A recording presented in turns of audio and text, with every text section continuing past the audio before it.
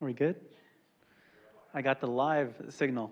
Welcome everybody. I know there's not that many people here in the chambers, which is unusual, but this is our very first virtual State of the City and Town Hall that the City of Santa Clara is doing. So I wanted to welcome everybody.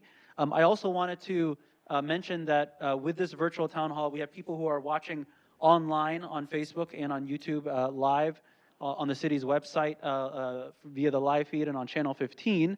But we also have, as we did very recently with the telephone town hall, people who are dialing in by phone. So right now, folks are receiving phone calls from folks who opted in to get the auto call.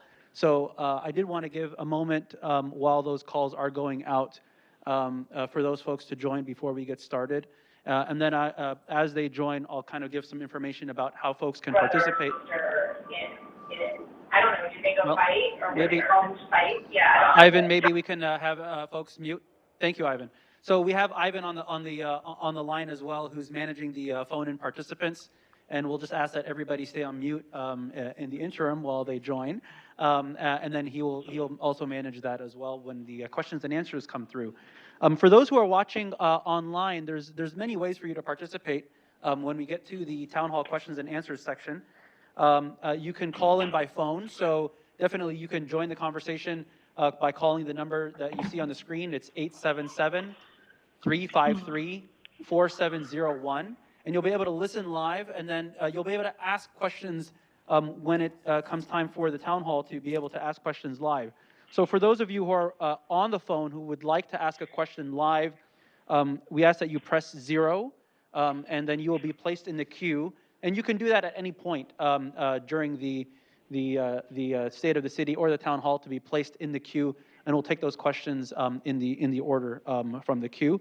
And at the end of the call, if you would like to submit your email address, you don't have to, but if you'd like to submit your email address so that you can get future updates on the upcoming town halls, you can press 7 for those of you who are dialed in on the phone.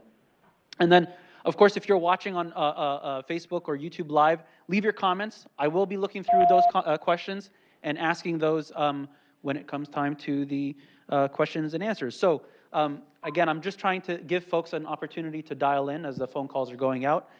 For the... Sorry? Can you say Laura launched the call? Laura, can you launch the call? Now people will start to join the call, the phone calls. So now they are launching the phone calls out. So for today and the next couple days, the State of the City this year, with it being virtual, it's split across 3 different days. And today is, of course, the kickoff. So we'll basically start with just introductions, which is what I'm doing right now. And then Mayor Gilmore will come up and she'll introduce the council members that are here for tonight's State of the City from Districts 1 and 2, council members Watanabe and Chahal. And some awards will be presented for COVID-19 Hero Community Awards. And Mayor Gilmore will give the State of the City address, followed by an update from City Manager Santana on the State of the City from her perspective, from the city budget overview. And then after that, we'll launch into the questions. So again, those of you who are joining live via the web on Facebook or on YouTube, drop your questions in the comments and I will relay them on your behalf. And then for those of you who are joining live from the phone, you can ask your questions live directly on the phone. Press 0 if you want to be queued up in the queue for a question. And again, the number is 877-353-4701. And with that, I'm going to hand it over to Mayor Gilmore.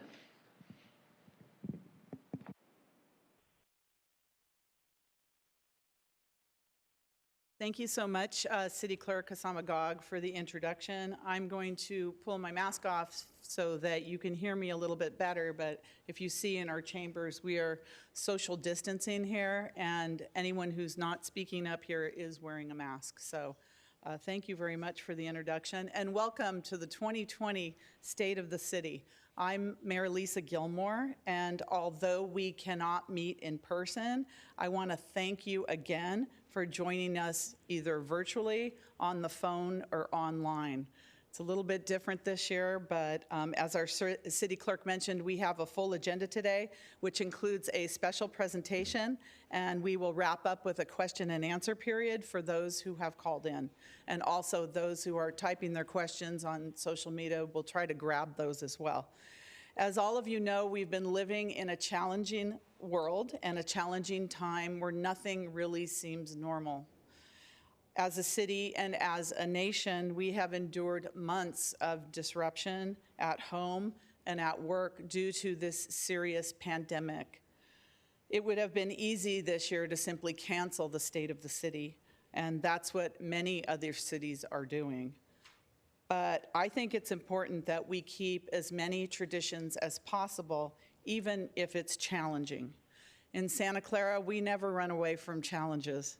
So we're going virtual for this year's State of the City. We can't meet in person, but you can still interact with your city leaders over the next 3 days. And I think that's as important this year as it has been in the past. So before I hand over the floor to our council members for their Community Hero Award recognitions, I would like to recognize my fellow council members, and these are the people that do the really hard work and make very difficult policy decisions, especially lately in the city of Santa Clara. We have Vice Mayor Karen Hardy, which you'll be hearing from her tomorrow, District 3. We have Councilmember Debbie Davis from District 6, and you'll be hearing from her on Friday. We have Councilmember Teresa O'Neill, District 4. She'll be here tomorrow on Thursday. And we have Councilmember Kathy Watanabe, who you'll be hearing from shortly. She's from District 1. And Councilmember Raj Chahal, who you'll also be hearing from shortly, and they're both here in the chambers with us today. So I would also like to recognize our members of our key leadership team here in the city of Santa Clara that keep us running, the day-to-day operations of the city that are they've found very challenging in the last few months, to say the least. But we have City Manager Deanna Santana, and you'll be hearing from our City Manager just a few moments after my State of the City. And we have in the chambers City Attorney Brian Doyle, and also our City Auditor Lynn Lamb, who we rely on just heavily for many, many things. So thank you all for either being here in the chambers or out there on the line. We appreciate that, as well as all of our city staff. So now I'd like to recognize and welcome Councilmember Watanabe from District 1, and she's prepared to say a few words about District 1 and also present her COVID-19 Community Hero Award. And after Councilmember Watanabe, we're going to hear from Councilmember Raj Chahal from District 2, and he's going to do the same thing, speak about his district and what's going on in District 2, and also present his COVID-19 Community Hero Award.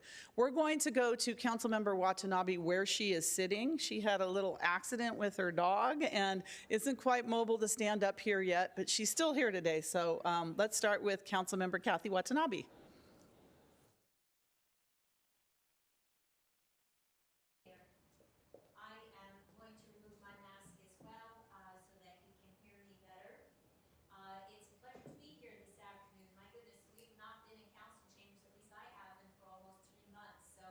As much as it's hard to see it empty, it's still nice to be here because I consider this my home away from home, as my husband can attest to. My husband is here today. He's my driver these days. But so yes, I represent District 1, and I've prepared probably a few more than a couple of words, Mayor, but I hope that you will indulge me, because District 1 is not just a district. There's a lot going on, and so I'm happy to be able to share with you today. I just want to take a moment to thank all the Santa Clarans for their patience during the shelter in place. This has not been an easy time, and the change to our daily routines, teaching our children from home, hoping to get toilet paper, paper towels at the supermarket, and just wonder when our lives are going to be normal again. And even us as council members, we still want to serve our constituents. And part of what happened to me was the fact that I was going to the supermarket every morning before everything was gone to get an idea of what was there and take pictures and post it online and let my residents and constituents in District 1 know. And people would ask me, what's there? Can you look for this? And so, I mean, that's part of my job. It was helping me serve my residents. It helped me reinvent myself and still keep myself in a place where I was still communicating. And funnily enough, Mike Inoue from NBC picked up on on what I was doing, I think through Facebook, and he did a story on it as well, which was really quite flattering. But at the same time, what happened was with my dog, I was taking him early one morning, and he saw one of his friends. Our dog's name is Bear. He saw his friend Teddy Bear, okay, go figure. And Bear went after Teddy and pulled me in the process as I was standing on wet grass, and I went down, breaking 3 bones and necessitating some surgery. So it's hard to believe it's going on almost 3 months now, but I'm healing. And but I think through this whole process, again, going back to what we've experienced and how our lives have changed, we have learned things about ourselves that maybe we didn't realize before. And so it's given us the opportunity to find our strengths and maybe our weaknesses, and just how we can be better for our community. So I appreciate that opportunity to share. But on top of all of that, I have to say our county leaders and our city staff do take the health and safety of our residents very seriously and diligently work to put plans in place to facilitate the openings of businesses. This past Monday, it was really exciting to see our own Central Park Library allowing curbside pickup. There were close to 100 pickups that one day, and over 700 requests have been placed online. Santa Clarans truly love their libraries, but I have to say, remember to wear your masks when you go to pick up your books. So what else is happening in District 1? I have to say it truly is an exciting district to represent. Despite the current COVID-19 pandemic and the shelter in place, Santa Clarans have made the best of the situation by utilizing Yulistack open space and the Guadalupe and San Tomas Aquino trails for walking and biking. We are really fortunate to have these beautiful assets just right in our backyard.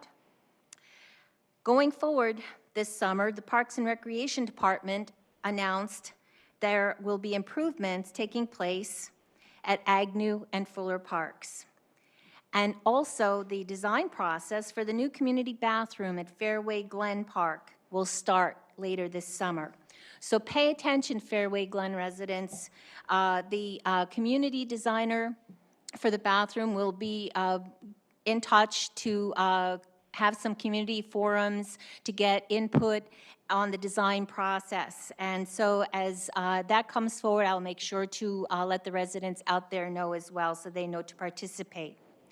I have to say that in the past year, several Northside residents have been appointed to city commissions, which include the Senior Advisory Commission.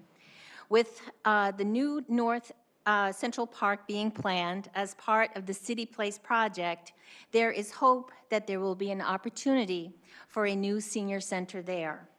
There will be additional appointments to serve on the Parks and Recreation Commission later on this summer, which will be involved in the design for the new North Central Park. And I encourage Northside residents to apply and be a part of that important planning, since it's going to be right in your backyard. There have been many questions about the City Place project moving forward, and I'm happy to say that the related company has assured the City Council that they are committed to the project, and a groundbreaking will be in early 2021. If you're out and about, driving around Tasman Drive, you may have noticed some road work going on out there where the project is going in. So technically, there is just some prep work being done. There's a slip ramp going in and some road work to make connectivity to the soccer park and other roadways out there available. The City Place project plan is to finish in is their plan to finish Phase 1 in 2023, and Phase 2 will be finished 6 months later. So it really isn't that far along when you think about it. These phases are going to include hotels, restaurants, retail, and other wonderful public spaces, and will be connected to trails, making it pedestrian bicycle friendly for all the area residents. So that makes that really exciting. Keep the cars off the road, keep the TDMs down. So on top of projects going on out there, housing. Housing is an important component of the development in the North Side.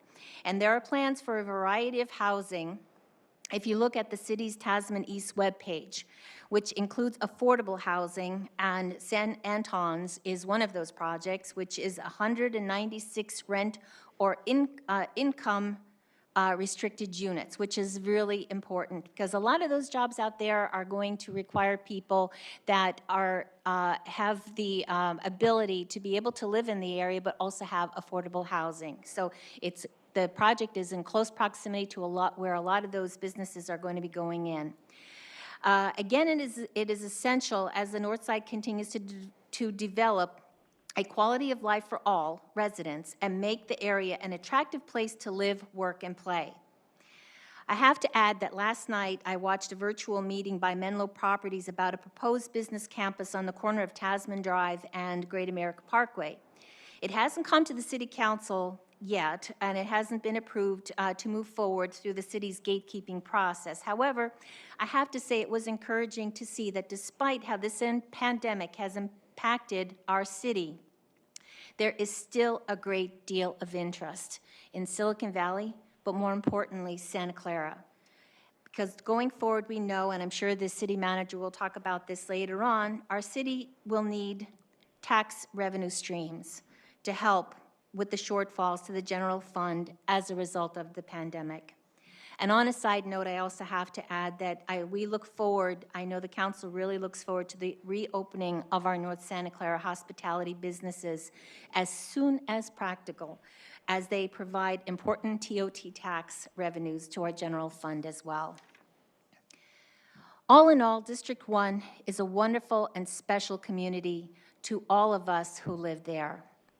There are some issues that impact the Northside community that have been addressed in the last year, like street racing, and we recently, as a council, passed an ordinance to give our police department the ability to be able to address street racing and sideshows when they occur, not just in the Northside, but all over Santa Clara.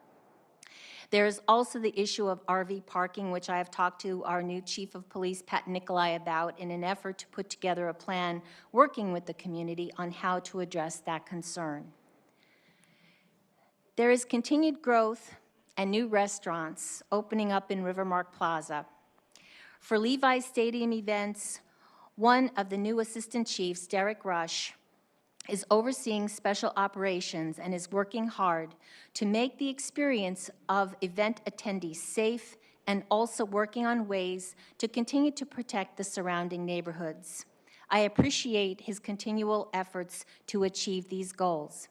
And I would be remiss if I didn't add that Assistant Chief Wahid Kazem was recently appointed or encouraged as promoted, and congratulate him. So I come to the end, and the part where I'm going to share my selection for the Community Hero Award. I would like to take this opportunity to address my award nominee. This was not an easy choice, as so many businesses stepped up to the plate to help the city of Santa Clara in its efforts to serve its residents. The businesses donated surgical and N95 masks, which the city used to distribute during the Mask Up events over the last couple of weeks. However, there was one business partner who stood out and opened up their facilities to allow essential meals to be made and distributed during the week and on weekends to students and seniors throughout the city. That business partner is California's Great America. The city collaborated with General Manager Manny Gonzalez and his staff to provide an invaluable service which has benefited all our vulnerable populations these past few months. The city is so very thankful and appreciates the support. So congratulations to California's Great America, and most importantly, Manny Gonzalez and his staff. And I know we all look forward to enjoying Great America and seeing Charlie Brown and the gang as soon as the county gives us the clearance. So congratulations to California's Great America. I will be meeting with them shortly to be able to present this award to them in person. So thank you, Mayor, and thank you, California's Great America.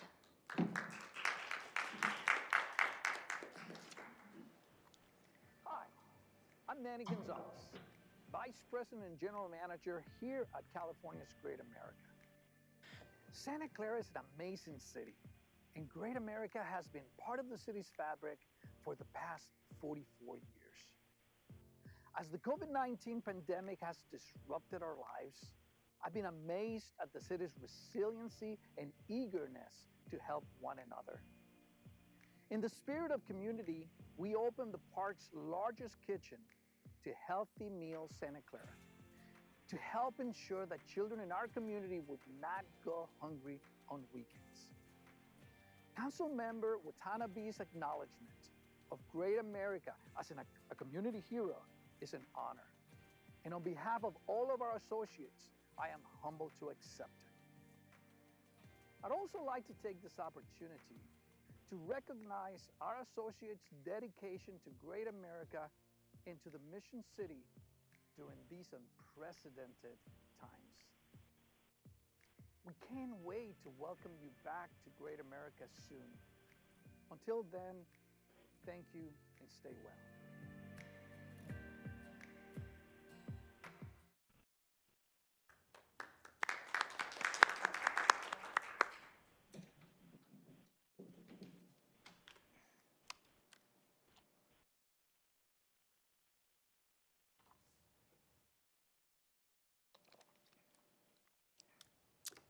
Thank you, Mayor.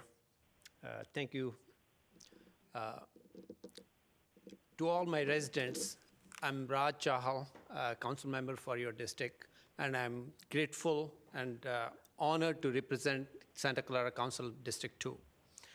These are unprecedented times. Our world, country, and communities are facing an economic crisis.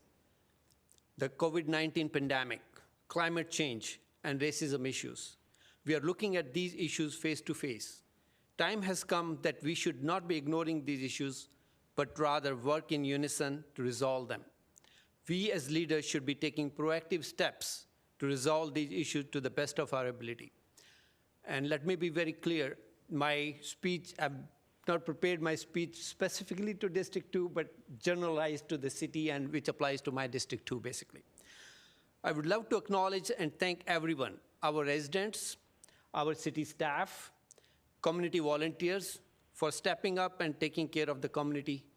Special shout out to our city staff for doing their best to serve our residents during this pandemic. We acknowledge the challenges my district and our community is facing here and some of the top issues we are facing. Housing affordability and rent affordability are big issues for my district, residents, and the citywide.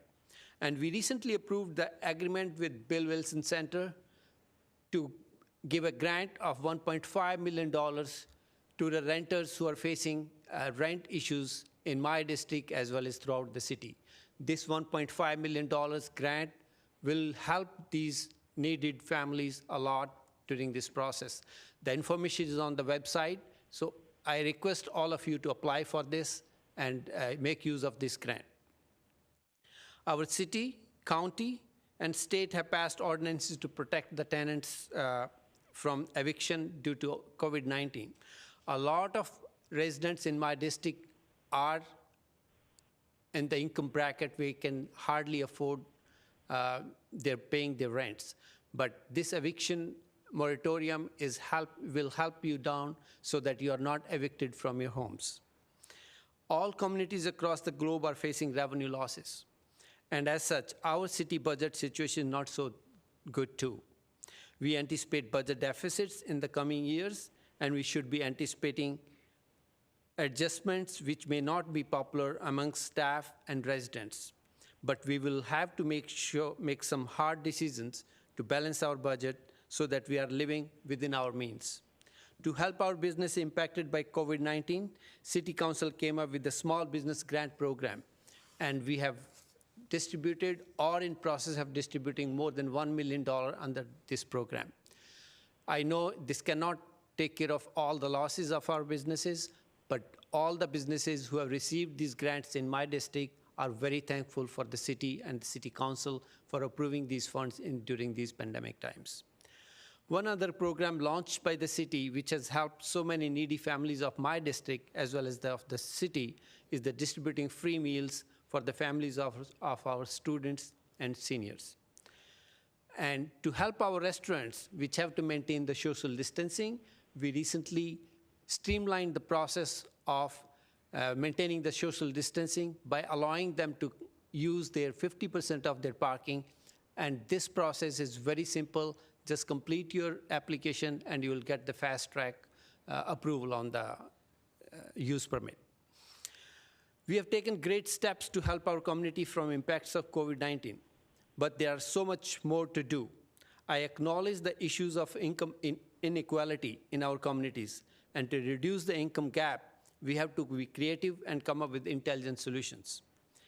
Keeping that in mind, I would like to appeal to our billion-dollar businesses which operate in our city to deep dive into the issues being faced by our residents so that they can come up with some funding arrangements which can take care of rents or other welfare activities for our residents. Like our neighboring cities, Mountain View, Cupertino, we should be looking at providing free shuttle service to our residents, seniors, students.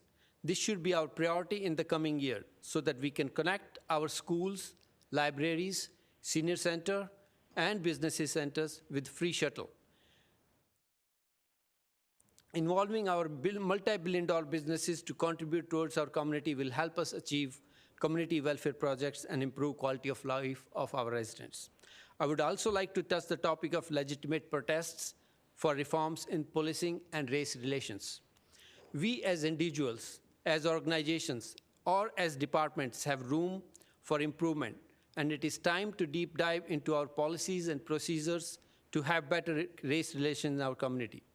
We have received so many emails in this regard, and I want to assure you all that we are listening to you and will do everything we can to make sure our police and community makes appropriate changes to have better race relations. We need to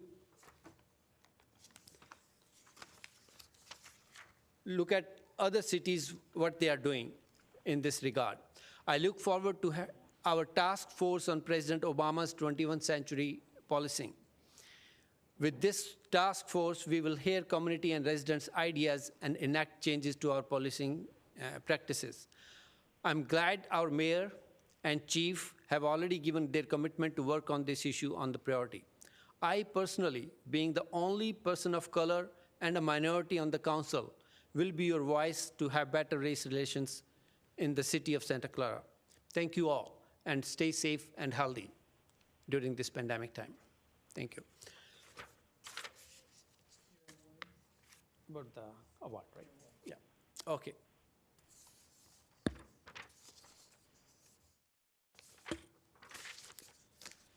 Now it's my honor to introduce to you all Patricia Hernandez, COVID-19 hero from Santa Clara District 2. During these tough times, through her position as school counselor, Patricia Hernandez has continued to execute her job of helping families of students that she works with. She has been supporting teachers with translating important information for their families to make online learning possible. She has gone beyond her regular job duties and has been actively informing families about the available community resources to fulfill their day-to-day resource needs. She has been instrumental in making sure that these families have access to their basic items such as food, financial support, and other essential needs. Her ongoing collaboration with the community agencies has made it possible for these families to access more specialized help, such as infant supplies, free Wi-Fi, and more. Furthermore, these families that have faced the need for emotional support, she has referred them to counseling agencies in our community for further specialized follow-up. She has been checking on her neighbors that need help with grocery shopping and other day-to-day needs. More significantly, she has been making herself available to communicate with neighbors to show solidarity through listening to their concerns and offering some guidance during this difficult time. Knowing what she's been doing during this lockdown, I am fully convinced that she's our real COVID-19 hero. At the same time, I would also like to thank all other volunteers and the community residents who have done so much for the community. We are very thankful for your efforts. Thank you.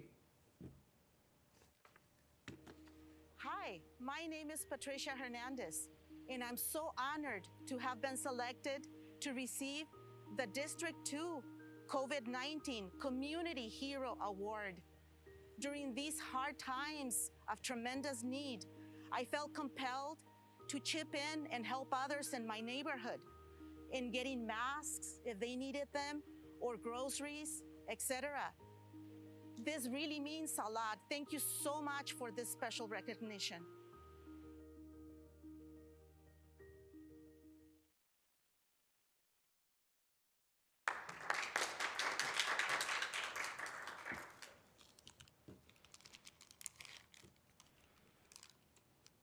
Turn this off.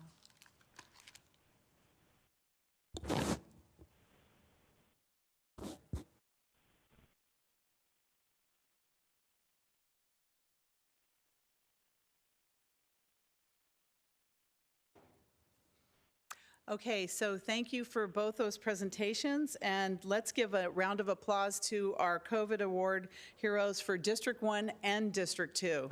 Thank you. And we can hear you at home, remember that. Okay. So I'd like to start by giving a quick overview of our priorities that span multiple areas of our city. I'm pleased to report that we've made great strides and accomplishments over the past 12 months. These could not be done without the support of our city council, our wonderful city staff, and most importantly, our community. We facilitated the return of our beloved Parade of Champions that has been a cherished tradition in Santa Clara. And I'll talk a little bit about that when I discuss District 5 on Friday. But the community really appreciated the group bringing that back, and it was really well received. We opened the rehabilitated Bowers Park, which is designed for children of all abilities. We are installing up to 300 new electric vehicle charging stations for public use. We commissioned the newly renovated Fire Station number 8. We have processed a new record number of building permit applications, and I think Councilmember Watanabe talked about that in District 1. A lot of those are in her particular district. We broke ground on a new supportive housing development that includes 145 affordable units and units specifically reserved for unhoused individuals.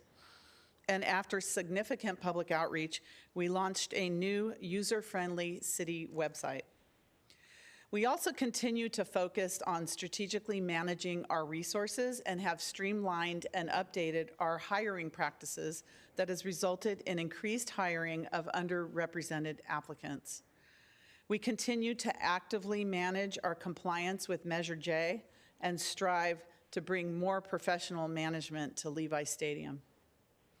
I'm also proud to announce that for the first time nationally, Santa Clara was named the 6th safest city in America, and we finally made it to the top 10. We're very proud of that.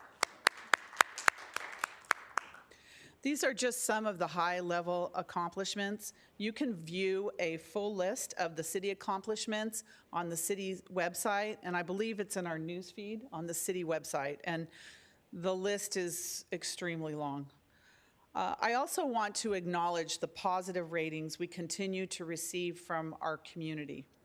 In the most recent survey, approximately 67% of our residents said the city government is doing a good and excellent job, and these numbers are rising from 2 years ago. 70% of Santa Clarans, you also gave us feedback, positive feedback, on how well the city is keeping our residents informed. These surveys reveal how productive we are as a city and how we are continuing to make significant progress in service to our residents. Councilmember Kathy Watanabe and Councilmember Raj Chahal have recognized their COVID-19 award heroes at the beginning of today's State of the City. These heroes remind me of why I love the city of Santa Clara. As Santa Clarans, we are rising to the challenges that face us today. There are heroes on every block, in every home, in every restaurant, in police cars, in fire trucks, and in hospital rooms. I'm proud of this city.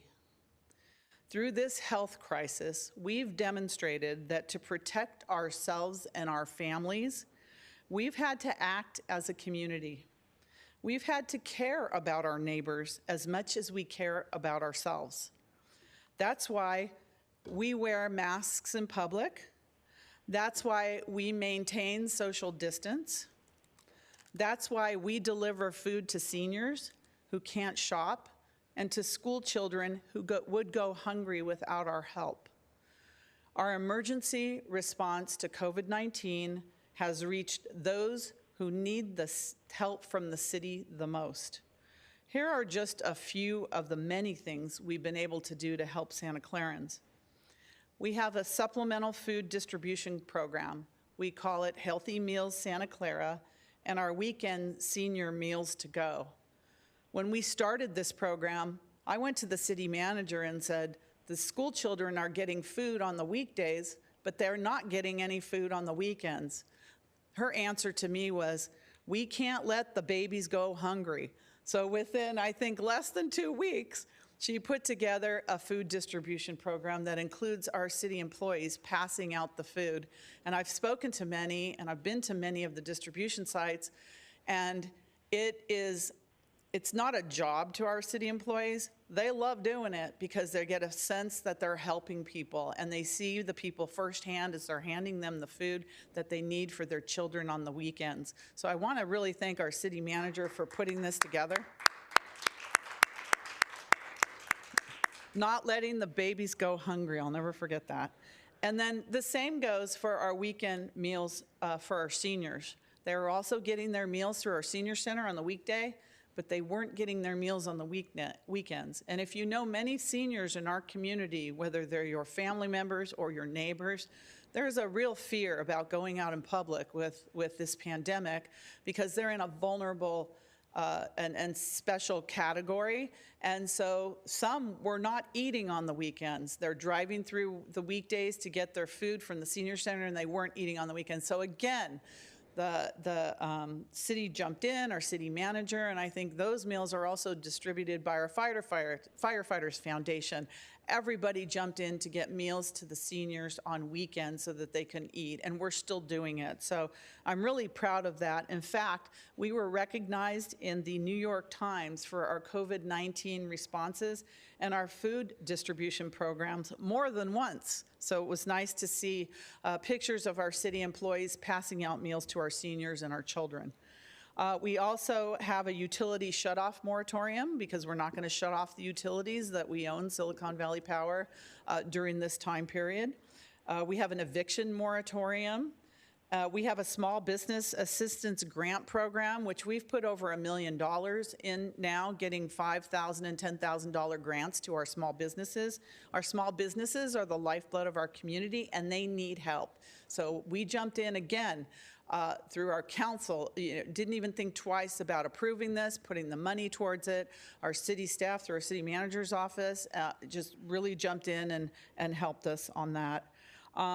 We also have a utility bill credit of $30 that we gave to all our residential customers from Silicon Valley Power, which has been helpful as well. And then I started a Mask Up with the Mayor program.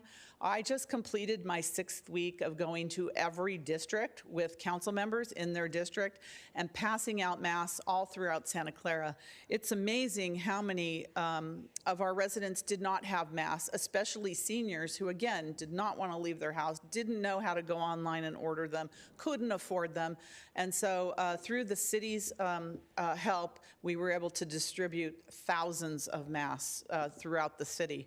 Take a little break and I'm going to start again going around. So that's been very successful.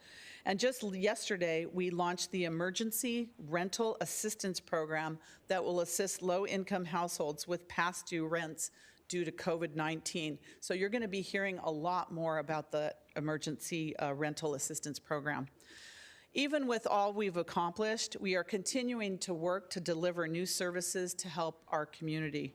We are working with the county to establish a temporary free COVID-19 testing site in our city by the end of June. So stay tuned. We have all been working very hard. The council, city manager's office, our emergency operations coordinator, Lisa Schoenthal, to get this testing site in Santa Clara, because we all know we need to test and we need to track what's happening with this pandemic if we're ever going to see any semblance of normalcy in our communities. And we just announced yesterday, this is probably the most popular thing you're all going to want to hear about, that the 2020 annual cleanup campaign is happening and will take place August 10th through September 4th. And for those of you who have been cleaning out your houses, like I have and others, it was a nail-biting situation, and it took a lot to get this done. But I want to thank our city staff, through the city manager's office, and all the departments to get the cleanup back on track for our residents, because our houses have probably been never as clean as they have been ever. But we have a lot of things that we need to throw out, we need to donate, we need to really, clean up. So thank you very much for getting that back on track for us. I'm proud and grateful for all the efforts of everyone. We will continue to do what we can, to do what it takes to keep our community together during this pandemic, which may continue for many months. Now, as we all know, we face another major challenge. It started in Minneapolis on Memorial Day. George Floyd died tragically, terribly, under the knee of a police officer. The world saw George Floyd plead for help. The world saw George Floyd beg to breathe. The world saw George Floyd die. And the world, our world, will never be the same. As mayor, I feel a sense of duty to make some sense of this tragedy by making Santa Clara a better place. As a mother, I feel compelled to do what I can to leave a better world for my children and everyone's children. That's why I signed former President Barack Obama's call to address police use of force. It's a call for a common sense approach to evaluate our policies.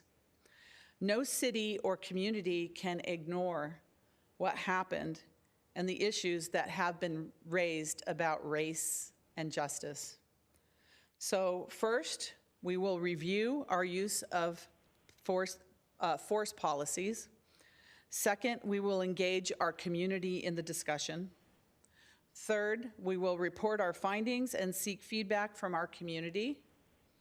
And fourth, to improve public safety, we will reform any policies we need to. This is an important pledge and a commitment for me as mayor.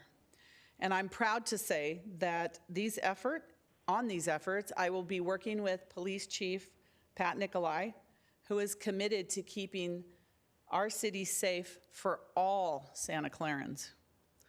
Let me conclude by saying that I decided to focus a majority of my remarks today on two enormous and historic challenges.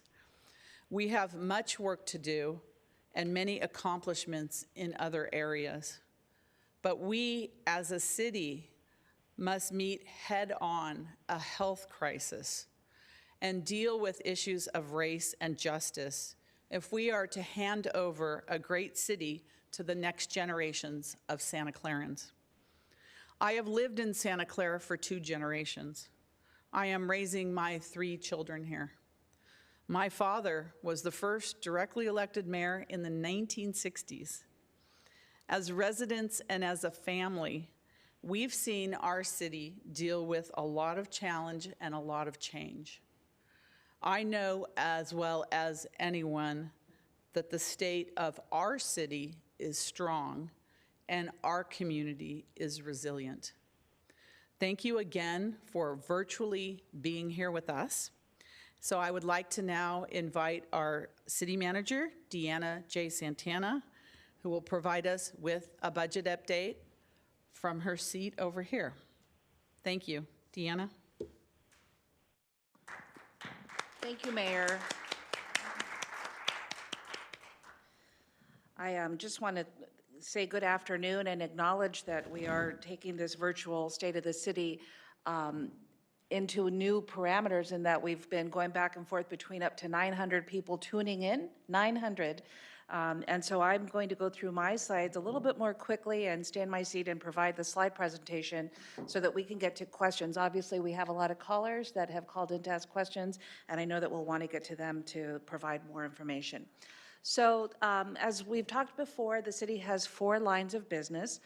City of Santa Clara, which is the municipal organization that provides city services. Silicon Valley Power, which is our electric utility. Stadium Authority, which is our Levi Stadium, as well as Convention Center. Together, this represents about $1.3 billion of operating budget with over 1,000 full-time equivalent employees, and our assets are about $3.5 billion. So it's a pretty big portfolio for a city of 130,000 plus population. Just a quick slide in terms of how the dollars are distributed. When you look at the $1.25 billion budget between capital budget, operating, as well as Levi Stadium. In our budget, we have proceeded with providing a 10-year fiscal outlook, but also disclosing known risk factors that could impact our budget. In earlier January, we provided an update to the City Council, and at that time we mentioned that out of the 8 known risk factors, that 4 had occurred in late January, and we were able to value them at about $11.4 million. It was in January when we started talking with the council about the risk and the need to begin to look at a structural deficit within our budget, given the ongoing costing of some of these known risks. Since that time, we've now had 7 of the 8 known factors, and I've highlighted them on your screen there in blue, which are economic slowdown, recession, as well as infrastructure operating budget impacts and development projects, some of which have been slightly delayed. What we didn't know at the time is that we would be hit with a pandemic as well as an economic impact that has now caused for us to reevaluate where we're at from a fiscal perspective. I want to share some national news first, just to put into greater context what we're dealing with, as well as the magnitude. This is what will become a familiar slide and often updated. Right now, this is dated as of end of May, where we showed nationally we had 43 million unemployment claims, an unprecedented unemployment projection with rates as well as with market losses. The stock market has been going up and down incredibly, most recently down. And when it goes down, we immediately look at our pension, our public pension, with respect to cost implications in out years. The reopening as well as our monitoring of the pandemic spiking causes for us to look at how we can project over a prolonged or worsened scenario, both at a national level and at a state and local level. From a public agency standpoint, as well as statewide, both the private and public sector agencies are being impacted by the pandemic. There has been already a lot of discussions at the local level through some of our tech businesses of layoffs, and we have certainly received notices of additional layoffs in the convention and tourist sector within our city boundaries. The unemployment rate from California spiked from 1.4% to 5.3% in March alone, and we've been watching over April and May to see where those numbers continue to go. From a public agency standpoint, as we've prepared for presenting our budget to the council over the last 2 study sessions and on January 23rd when it will hear more formally the budget, I just want to share that some cities have already brought to their council some pretty dramatic information. Palo Alto has already made cuts, very steep cuts, and has cut out $40 million out of their budget with layoffs, including public safety. Salinas has reduced its workforce by approximately 1/3. City of El Cerrito is taking many actions to prevent facing bankruptcy, as well as the City of Monterey has laid off 87 employees. We too specifically have been providing information to the public as well as to the City Council about the work that we have ahead of us. As I mentioned, we provide a 10-year forecast for our public to understand what our fiscal outlook looks like. And in April, we revised it to show that over the next 4 years, we are looking at about a $34 million deficit. And this is up from what was originally $13 million over 4 years based on what we had reported in January. We now have a $10 million shortfall in the current fiscal year and are planning for a $22.7 million shortfall for next fiscal year, of which we may likely get worse with respect to the slowed economy or prolonged sheltering in place. And so these are the numbers that we've been working from, and we'll be revising them in about the August-September timeframe. What have we been doing? Immediately as we started seeing the economic slowdown, we took drastic action to put in place a hiring freeze, stricter expenditure controls.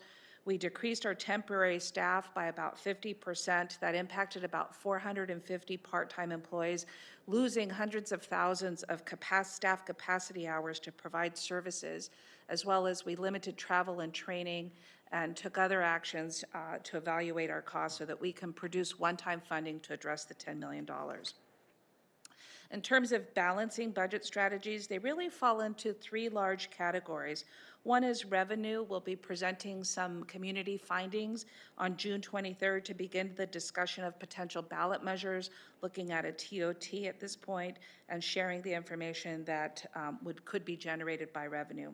The other is cost control in terms of expenditure reductions, some of which I've mentioned already, potential labor negotiations where we can reopen contracts and look at how we save positions as well as defer cost, and as a last resort, potential layoffs in order to address the shortfall. We do have a reserve. We've taken a lot of significant action over the past 3 years to build it up. It's about $80 million. There are some policies in place with how we use the reserve that will be before the council for consideration of closing the shortfall. Just as a broad sweep here, this is the general fund. It breaks down really simply into 3 categories of how we solve our problem. It's generally close to just short of $300 million. About 30% of our general fund is assigned to fixed cost. The fixed costs are outlined on the left side of your slide: CalPERS cost, debt serviced, operating cost, as well as other mandated costs or claims or insurance. That leaves us with about 70% of public safety services and non-public safety services from which we can make the shortfall corrections. That is where we will have to find solutions and service reductions or expenditure controls to come up with the $22.7 million of ongoing cost solutions. So those are big numbers, and I just wanted to scale it or put it in better perspective that helps us understand the magnitude of which we're looking at. We are looking, if we deal with the $22.7 million through ongoing without any new revenue or any other additional expenditure controls or potential expenditure controls that I've mentioned today, it equals, it's obviously the council has to make the decisions from a policy perspective. It does equal the entire Parks and Rec department in terms of value. It equals 1/2 of the police department in terms of value, or 1/3 of the police department. When you compare it with that in terms of our departments and what would have to be reduced, this really gives some light in terms of the magnitude of the problem that we are dealing with. We do have some opportunities. We'll be talking with the council on June 23rd about what we have. We will share that we have a potential ballot measure for our transient occupancy tax and different scenarios and the revenue associated with an increase in our TOT. I do want to mention that because TOT was one of the fast revenue sources to drop, that it's unlikely that this will be new revenue to the city. It will simply just slow down the losses of the current revenue that we are already experiencing. However, what's key about this chart is that we've assigned the estimated numbers of positions that could be saved by the dollar value. So for instance, when you read this chart, if you look at the 2%, when it generates $3 million, it has the potential to save 18 positions for the city of non-public safety or 12 sworn public safety positions. And so obviously the goal is to preserve service levels, and that's how we want to begin to talk with the council about how to interpret these by percentages. Next slide. We have a lot of engagement opportunities coming forward on the budget, which is why I'm going through these slides quickly. We will be before the council in June and again in September for additional review of the budget, and then once again in December for additional review of the budget. So this is an ongoing process that we want to work with our employees, the community, as well as the council to hit the right balance. As closing, I want to thank the council for your wisdom and your courageous leadership. These have been hard decisions that you've had to make. The council has been very disciplined, has done a great job with working on the budget from a policy perspective. I want to thank city staff. There was a community letter that went out earlier today with all of our accomplishments, some of which have been referenced today. Staff have been extremely committed and hardworking, not only during delivering regular services, but particularly as disaster service workers during the time of COVID. And I particularly, for this new virtual approach of delivering State of the City, I want to thank Kendra Davis, Robin Sahid, Genevieve Yep, Julie Minot, Lenka Wright, Nadine Nader, Lon Peterson, and all of our communications staff. I see Derek out there. Thank you so much for making it happen and having a can-do attitude.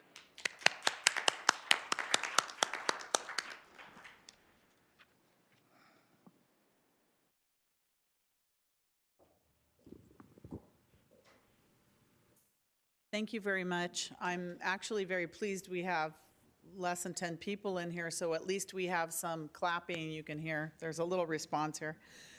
Thank you, Deanna. Thank you for that presentation. I will now turn this over to our city clerk, Hassam Hagag, who will provide some tips on how to participate in the Q&A session of our State of the City Town Hall. Hassam? Thank you, Mayor Gilmore. I'm going to take my mask off here now that I'm sitting back at my station. And I just want to make one correction, because I can hear the people clapping who are watching the live stream online. And they were messaging and they were doing all the clap emojis at every point during the presentation. So thanks for your active participation, everybody who's online. I want to remind everybody that if you do want to ask a question and you're watching on the live stream, you're more than welcome to write your question in the comments, and I will read them on your behalf. I already have several comments from the live stream queued up. And if you'd like to ask your question directly, and I know we have some people who are on the phone line right now waiting patiently to ask their questions, and if you also want to join the phone line and ask your question live, you can dial the number 877-353-4701, and then press 0. So if you're listening on the phone right now, just press 0 and you'll be added to the queue. So with that, we will switch over to the folks who are queued up on the phone who have been patiently waiting, and then when we run through that queue, I will ask the questions that were typed in the comments, and I will ask those questions on behalf of the folks who asked them. So with that, Nishita is on the line patiently waiting, and if we can unmute Nishita so she can ask her question. Hi, can everyone hear me? Yep, we hear you. Perfect. Hi, my name is Nishita Balor, and I'm a concerned student calling from Santa Clara with a question about the city budget. Why is our police budget $77 million while our community development department budget is $20 million? How can we call ourselves a forward-thinking city when the police are funded at an extreme level?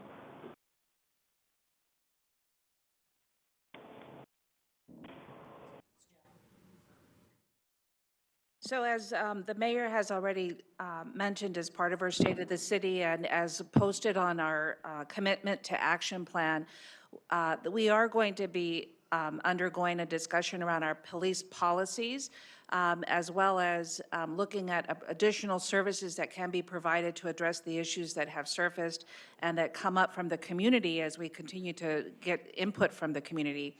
However, I do want to share that the budget is a policy document that reflects the values of the council as well as the investment in public safety for the city, which obviously is acknowledged through the city ranking number 6 out of in the nation for its safety. And so I just wanted to allow for that part of the acknowledgement that we are a particularly safe community that values its public safety services while still wanting to address the issues that have recently surfaced. Thank you, City Manager. There might be a few more questions about this same topic, so I just wanted to just make a couple more comments. Is that I've listened to a lot of public hearings from San Jose and other communities as well to get an idea of, you know, what the real concerns and real questions are. And one thing I know that we're very fortunate, we have an elected police chief here in Santa Clara who's accountable to the people, which is different in any other city in the state of California. We're the only city that elects our police chief.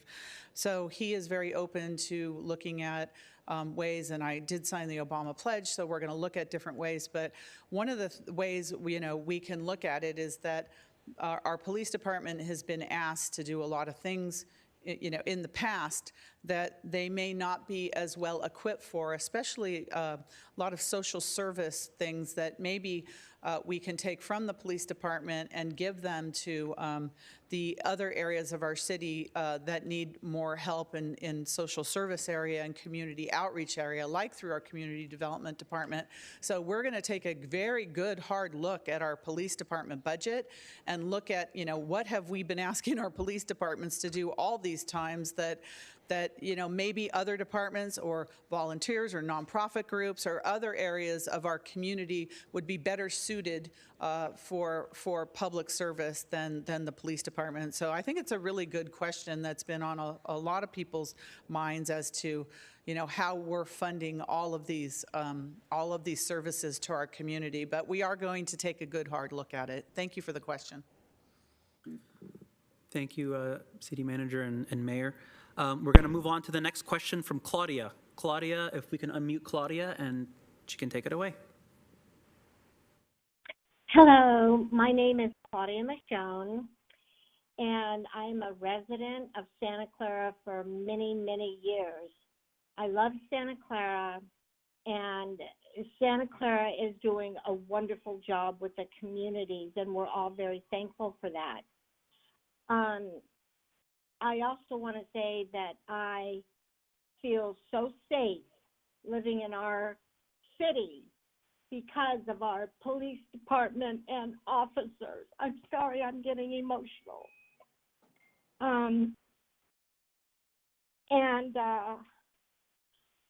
Also, my question is, I heard on the news today, and I saw a news flash that 6 of our states in the country, since all of the businesses have reopened, the coronavirus has jumped up. And I'm just don't know if you heard about that, or if you have any information on that, or are we doing the right thing by reopening the businesses in our country too soon? If the coronavirus is jumping up now, and I just wanted to thank you also for this very, very informative meeting that we've had. Thank you, Claudia. Mayor Gilmore? Yeah, thank you, Claudia, for those comments about our public safety. I think that you echo a lot of comments from our community residents, and they appreciate and they love our public safety because of our service to the community. So thank you. Those comments are very much appreciated. In terms of the numbers that are jumping up, yes, I think we're all reading the same thing. I'm going to pass it over to our city manager, but I have read that the numbers are of positive cases are up, and testing's the key, getting the testing site that we are hoping to get in Santa Clara at the end of the month. But we do follow the rules and regulations and the orders of Santa Clara County. So in terms of the reopening of other things, but I think what is alarming for me and the news that I've seen is that as far as the testing, that it's affecting some of the younger people from 18 to 33. I think the category was jumping up dramatically, and people of my age, the testing is showing that there's less cases for the older people, but the younger people, it's really really increasing. But I'm going to send it over to our city manager, who works hand in hand with our emergency operations coordinator, Lisa Schoenthal, for her thoughts on what is happening now. Thank you. This is a topic and the numbers that we have been watching closely as we begin also to reopen different services through the city. Just for our common awareness, I want to acknowledge that right now the county has 3,288 cases. We have 39 new reported cases and a total of 151 deaths. I don't have the number for Santa Clara specifically in front of me, but I'm sure we can look that up on the website. The good news is that we have not been inactive in this area. Over the past couple weeks, we have been working with the the county of Santa Clara, so that we can put a testing site facility up within the city. I want to share, I'm taking some of the thunder from Councilmember Watanabe. We are going to be opening in the end of June a testing facility out of the North Side Library. We're putting the final plans in place with the county for that, and so soon the community will be able to have access to services locally to get tested, as well as people throughout the region. So we are, it is something that we're very active at, we're monitoring, and we are taking our reopening very seriously, as demonstrated through our recent curbside pickup with libraries and other services where we've been able to reopen. Thank you, City Manager. We're going to go to the next question. This question was given by somebody who was on the phone line from the very beginning, but then had to drop. So I will ask it on her behalf, and this question comes from Sandra. And she wanted to know why the rates were being raised for garbage, electrical, and sewage since it was raised last year, and what are the steps that she can do to object to the raise.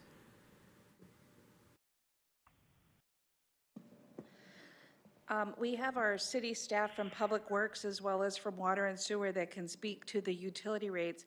I do want to share that in terms of how you can submit through email and submit information about your concerns with the rates. We are pushing out information about responding to the cost, as well as the deficit that we will have within our budget if the rates are not approved based on the infrastructure investments.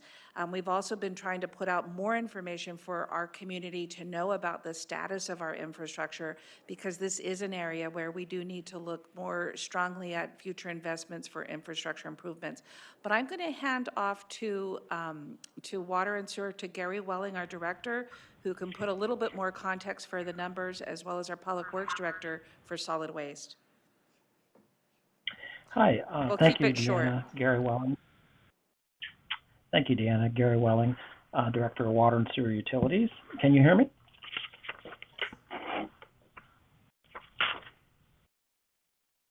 We can hear you, Gary.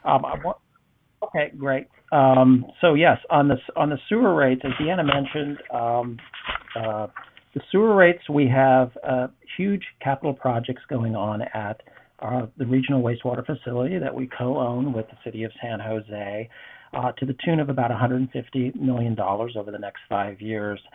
That's a large driver of the sewer costs. The sewer costs, we are trying to keep them at a minimal this year. They're set to rise about 1%, which is about 46 cents per month on an individual's monthly bill. We also have our own capital costs within the sanitary sewer system, the collection system, within the boundaries of Santa Clara. And so, as Deanna mentioned, that infrastructure needs to be assessed and repairs made, and we're making good progress in that area. We want to reduce the sanitary sewer overflows that ultimately impact public health, the services, the ability for residents to discharge or commercials to discharge without having backups, and also protecting ultimately the San Francisco Bay. On the water side, we have a large CIP project, $25 million over the next 5 years.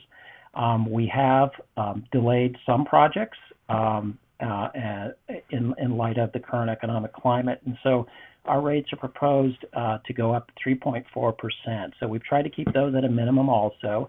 The average monthly water bill would increase about $2.52, but the large drivers are really CIP projects and operations and maintenance costs. And that's what I have. Hopefully that answered your questions. A good question. Thank you. Thanks, Gary. I really appreciate the response over the phone.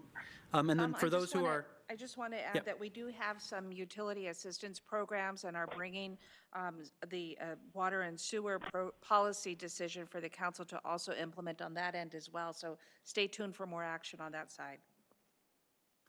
Thanks, City Manager. And for those who are also asking questions and listening at home, we do have other city directors who are on the phone, as you heard from Gary, who are able and ready to chime in with additional answers as well. We're going to go to the next question on the phone, and I know we're a little bit over the 5 o'clock end time. I do have a handful of questions remaining, so I will ask that those who are going to ask their questions on the phone to keep it brief and to the point, because we do have a few more questions to just get through, and then we'll try to wrap it up. So the next question is from Jay.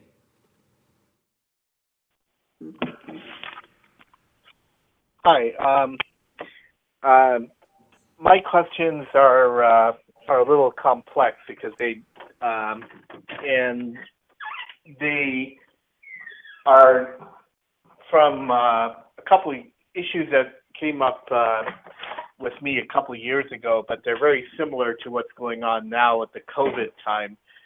You mentioned, you have assistance programs for, people so that they don't have their utilities shut off, but a couple of years ago, I was going through some financial strain because I was out of work and I had gone back to school for my master's degree, and I was harassed and abused by one of the people in the city office. His name was Jim or John. I need to look up his name, but he had shut off my electrical power, and under false pretenses. I had fallen a little bit behind on my bills, and also I had upgraded my electrical panel several years earlier with a professional licensed electrician, and he flagged me for not filing the permit for that, and then he made up a false excuse that we had made extra room in the wall, so we had, they had carved out some extra room, and we had not plugged up that little bit of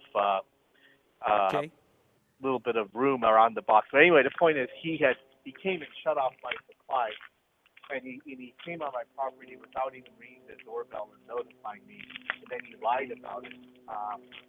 Hey, Jay, I hate to interrupt, Jay. We have a long list of people asking questions, so do you mind getting to your question?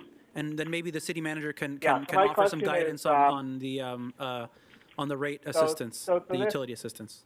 Well, it has nothing to do with rate assistance at this point. It has to do with the fact that, under false pretenses, he shut off my power when there was no need, and then it caused me a lot of inconvenience. My food went bad, and I had to use the battery-powered lantern to get around the house. And so I was wondering, how do I go about filing a complaint? And then the second question is very quick. I don't have time to go into details. It has to do with the police. So, so Jay, you know, can I suggest you can email me the city clerk's office, and then we'll put you in touch with the rate assistance program. And I see the city manager is giving me a thumbs up. So we'll try to sort through the issues, and you can be as detailed as you'd like in your email. And I think that might be a more appropriate forum rather than over 1,000 people who are listening to the live stream right now, and we have some questions waiting. So thank you, Jay, for the question. Please send an email to the city clerk's office, and we'll get it to the right folks within the city. I have a question. Okay, just one quick request. Can you give me the name of someone rather than just like some generic title? Like you can send it to me. You can send it to me. I'm your elected city clerk, Hussam Hagag. I'm more than happy to take your email and make sure that it gets routed to the right folks. So you can find my email on the city's website. Can you just repeat your name a little slowly? Sure. My name is Hussam, and I'm the city clerk. So you can find my contact on the city's website. Thank you. Okay, we have a question from Melissa, who wrote her question on one of our live streams, and she is asking, why is the city still allowing people to be promoted? Will you demote people to make up for the budget shortfall?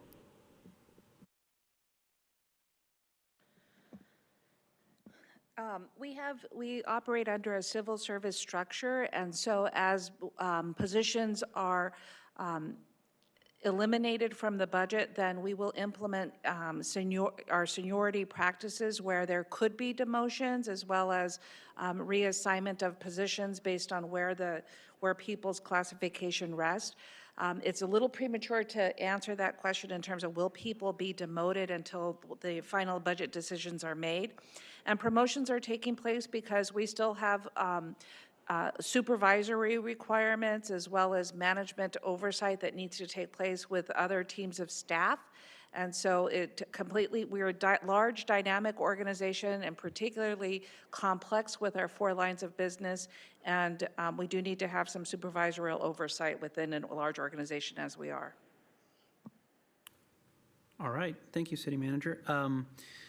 Anthony on the live stream chat asks the question, can cannabis tax and sin taxes be revisited as income? Every dollar counts and layoffs should be last.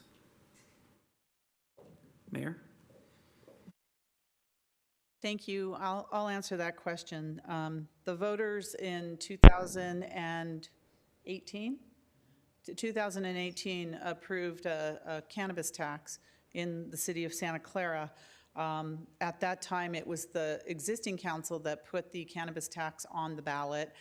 It did pass, but there were new council members elected, and the current council has decided to not pursue, at this time, cannabis stores and sale areas in the city of Santa Clara. So until further notice, and we had some council members that had some very strong opinions about it. So until a majority of the council determines that there will be cannabis sales and stores in the city of Santa Clara, right now that is on hold indefinitely. All right, we have Sunil on the phone, so can we unmute Sunil so he can ask his question? And Sunil, I will ask if you don't mind again to keep it brief so we can get through the remainder couple questions that we have on the queue. Sure, thank you. This is Sunil from City of Santa Clara. Thank you, Mayor, City Council members for the state of the city. My question is regarding homeless and how are they being helped to cope up with the COVID testing, because we see a few homeless near our community, specifically near Triton Museum. That's one question. And the second question is regarding the grant program. If the grant program for small business is still accepting new applications for new businesses. Thank you. The small business program has about $1.1 million assigned to it. When I checked earlier this week, we were just short of using all of those funds, and so at this point, the applications exceed the dollars available for the grant assistance program. On the homeless side, we've been working closely with the county for housing our homeless neighbors and community members. Recently, the county was able to purchase and convert some motels on El Camino, which they have been using for homeless, for offering for people that are homeless to find some shelter in. I do want to acknowledge that our housing manager is on the line, I believe, either Andrew or Crabtree or Jonathan Veach, if there's additional service information. We have a wealth of resources online that we push out when people are seeking assistance for homeless services, as well as have provided and have worked to provide affordable housing. Jonathan or Andrew, is there any additional information that you would like to add or any resources to where the caller can go to? This is Andrew Crabtree, Director of Community Development. Thank you for the question.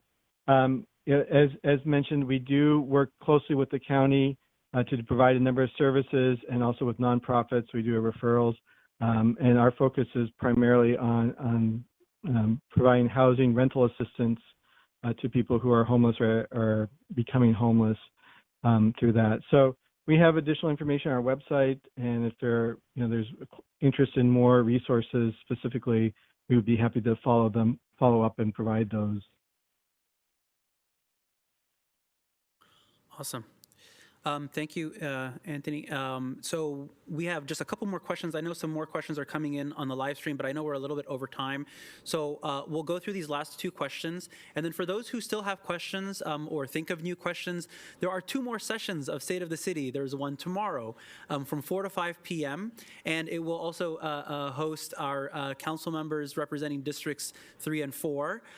And we also have an additional one on Friday with councils districts 5 and 6 as well, and they will be presenting their COVID-19 Community Hero Awards in tomorrow's session for Districts 3 and 4, and Friday from 4 to 5 p.m. for Districts 5 and 6. So I encourage everybody, again, if you have a question that hasn't been asked, I will go through these last two remaining questions, and then if you have additional questions or you think of a new question, feel free to participate in tomorrow or Friday's session. We will have the same opportunity for asking questions unfiltered as we've been doing today. So we have a question from the YouTube live stream from GrooveCat73, who asks, considering we may hit a budget shortfall, will council also consider their own salaries, specifically city manager who received an 11% increase in 2020? What was the name of the person? GrooveCat? GrooveCat73. I like that a lot. I like that name. Okay, thank you for the question. I think everything's on the table at this point, and I think for those in terms of our senior management, in terms of discussions with all of our employees in the city of Santa Clara, we're in unprecedented times now, and it's going to call for unprecedented actions. And I know that our council is very concerned about making sure that we can pay our bills here and we can still provide good service to our residents, because that's our key goal.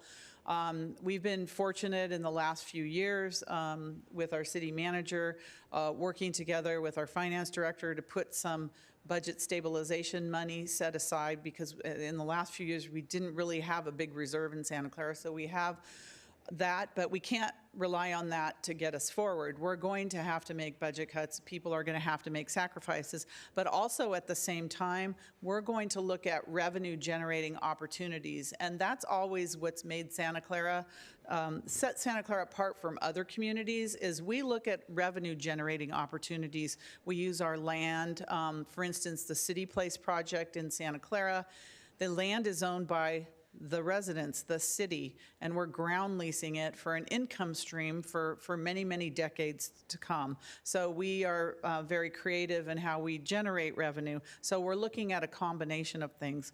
In terms of the city council salaries, we're paid not very much, but I know that we are part-time and we're paid, I don't know, I'm not sure we make minimum wage per hour, but certainly I know that several council members, including myself, had said, yes, we'd have to pay some back to the city.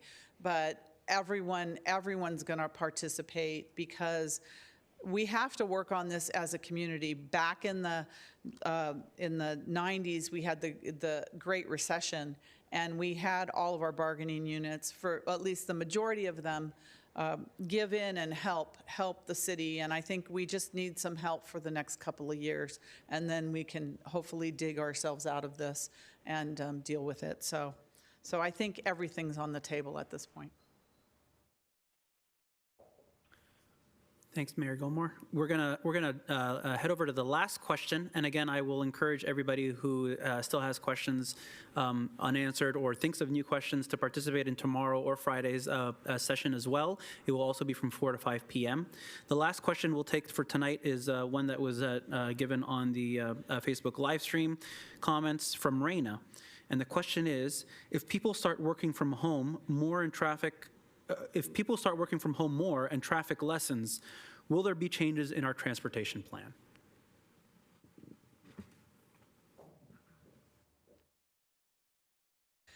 Thank you for that question. I think only time will tell what it really means, because there are some companies that have been able to keep their employees at home and working from home successfully. There are other companies that it's not been that successful. So in terms of the landscape of transportation, of development, of office buildings, the traditional office buildings, and indoor entertainment and other things, we don't know at this point. We don't know what we don't know. And I think that's the answer right now, is that certainly it would help transportation if many were, at home, but, there are big plans to bring BART to Santa Clara and in electrified Caltrain and all of the things that are supposed to happen, but we don't know what's going to happen in the next couple of years. And I know VTA and Councilmember Teresa O'Neill, I think this would be a good question for her. She was the chair of VTA. She'll be here tomorrow at our State of the City to talk about transportation and how they're looking in their crystal ball to see what happens. So I'm sorry I'm a little vague. We don't know what we don't know at this point in terms of that. But what we do know is the landscape is going to change in many, many areas of our lives. Okay, well, thank you, Mayor Gilmore, for that final answer. With that, I want to remind everybody again, and I've mentioned it a couple times, but I'll mention it one more time, that tomorrow and Friday, we will have a State of the City tomorrow from 4 to 5 p.m., as well as just similar to what we had today, with live questions from the phone, from the live streams. So if you have a question, you're happy to participate tomorrow and ask that there as well. And we will have districts 3 and 4 represented tomorrow. And then on Friday from 4 to 5 p.m., we will have districts 5 and 6 represented, also presenting the COVID-19 Community Hero Awards. So if you have a question, you're more than welcome to come and participate. And with that, I'm going to pass it over to Mayor Gilmore for closing remarks. Thank you, City Clerk Hagog. Thank you for coordinating the question and answer. That's not an easy one to do it from coming in different directions. I also want to make sure that some of the questions that were asked, that if we can get back to the people that asked the questions, if over this 3-day period we don't have a chance to get to those questions, maybe we can put some answers online at least. So depending on the public health situation, it's our intention to have a more typical and formal State of the City, including residents, sometime in October towards the end of the year. Of course, the scheduling will depend on how we're doing with COVID-19 at the time, and testing and social distancing and everything else. So I just want to say thank you all for joining us and my colleagues today for this virtual town hall version of the 2020 State of the City. And I really want to thank all the staff, everybody here that was involved, and the city manager mentioned everyone earlier. It took a village to put this together, so this is our first of 3. So we appreciate everyone, and I appreciate my district representatives, District 1, Kathy Watanabe, and District 2, Councilmember Raj Chahal, giving their perspective on their districts as well. And telling us, showing us their heroes. So thank you very much. Thank you all for joining us, and hopefully we'll see some of you tomorrow as well. Thank you.